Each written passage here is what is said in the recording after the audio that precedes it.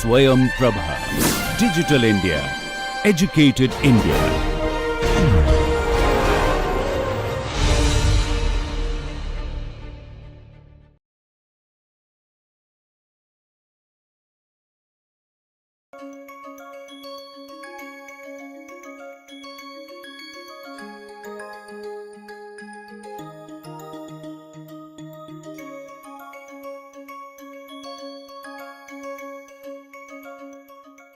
Namaste. Welcome to the session 8 of the course Yoga and Positive Psychology for Managing Career and Life. In this session, we are going to look at notion of self and well-being in yogic perspective. In this session, as like previous sessions, we will have a quick recap. We will look at how to distinguish the different sheaths or different koshas through which self is reflected.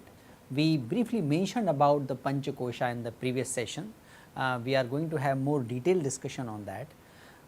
We will examine the notion of mind. Notion of mind is very interesting and very intriguing for the contemporary science and technology field.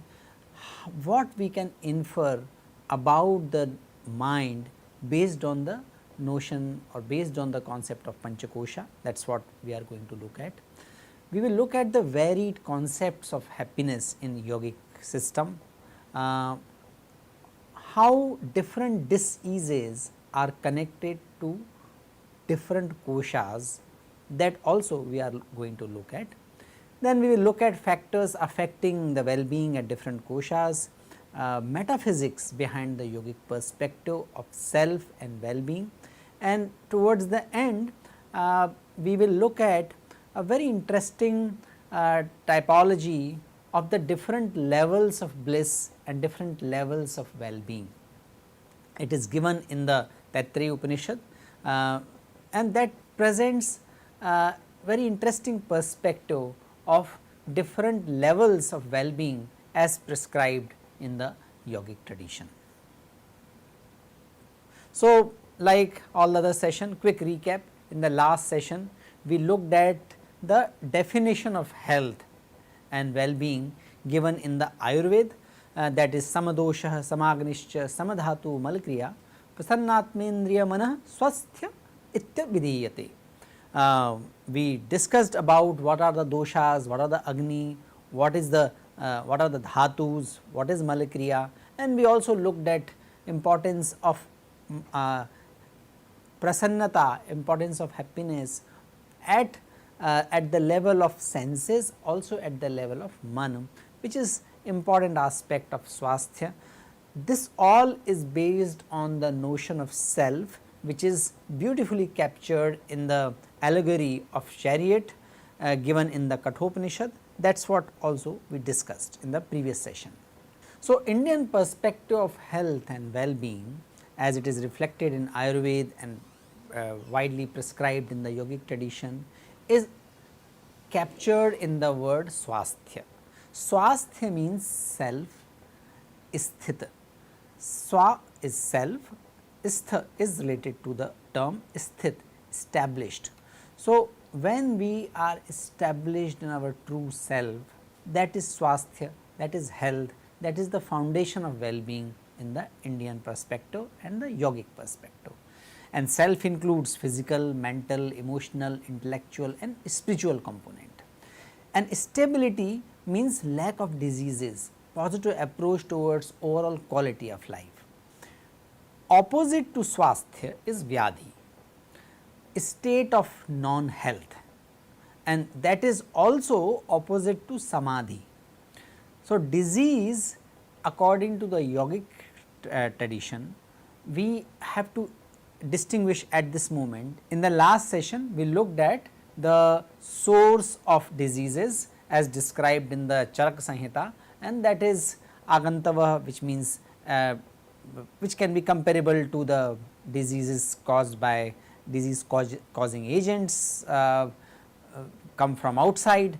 Then because of the nature of the person, because of the habits, these are the different sources of the diseases. In the yoga, which primarily particularly the Patanjali Yoga, which primarily looks at the mental health or psychological health, it talks about panch kleshas, which are psychological afflictions, and these are the sources of the disease at the mental level or at the manomay kosh and vijnanamay kosh level. Panch kleshas are avidya, asmita, rag and dvesh and abhinivesh. Avidya is ignorance, ignorance of the ultimate reality. Asmita is egoism, identifying with non-self, identifying which is the fleeting nature, but if we start identifying that as our permanent self, that is the issue of asmita. Rag, dvesh, too much of attachment and too much of aversion with anything, that results into afflictions. And abhinivesh, clinging on to the life or fear of unknown, or in the normal life it is reflected in our tendency to perpetuate our name and fame and doing excess to meet that objective. In the Yoga Darshan, it talks about these 5 kleshas, which are the afflictions and which are the causes of mental ailments. You might remember the 3 caselets we looked at in the last session. The caselet of Gopal, who is fond of good food and his liking for the food led him to the trouble. We had also a case of Samuel who did not restrain his sexual relationships, and because of that he suffered, and case of Raja who was not clear what is his want, what is his liking, what is his swadharma in his life, and he could not pursue what was natural aptitude of him, and because of that, in spite of being successful, looking successful professionally, he has lost the joy of life in his being. So, can you connect all these 3 cases with any of the 5 afflictions? First case of Gopal, the boy who did not control his urge to enjoy food, that is rag, that is avidya, because he did not give attention, did not consider the seriousness of not following the regime and discipline of right food. He was also too much attached to the sense of taste. The second case of Samuel is clearly the issue of his rag, means too much attachment to one sense. In his case, it was sexuality. It was also little bit a case of abhinivesh. He started identifying, having multiple partners, started giving him a false sense of asmita and abhinivesh, and that combination resulted into the situation in which he only suffered. Third case of Raja is misplaced asmita. He started confusing success with a certain type of profession, and he did not really discover his true self. So, misplaced asmita resulted into loss of joy in his profession. It is of course connected to little bit of avidya as well, because he did not give sufficient attention to importance of aptitude, importance of experimentation in life, importance of discovering uniqueness in our personality. All these are also in a way avidya, but it is reflected in the misplaced asmita. So, we can see that mental diseases or the sometime even the physical ailment are result of many psychological afflictions which are talked in the Yoga Sutra. At this stage, I would like to invite you to look at any problem or concern you see and you wish to attend, you wish to address in yourself, in your personality. that does not mean you are a problem child or you are a problematic person. That means we all are work in progress. Whichever stage of career and life we are, there is ample scope for all of us to improve further.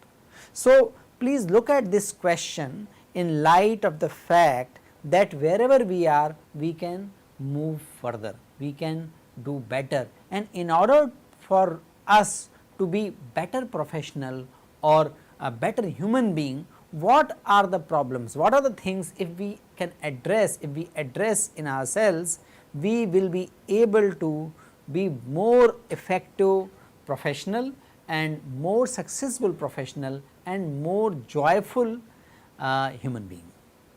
So, this can be related to physical fitness, time management, relationship management, our ability to solve problems, our ability to make decisions or any other challenges. At this stage, you can write down what is one thing which can make you better professional or more joyful and swasth human being. List those things and try to connect these things with the 5 kleshas, the kleshas of avidya, asmita, rag, dvesh, abhinivesh.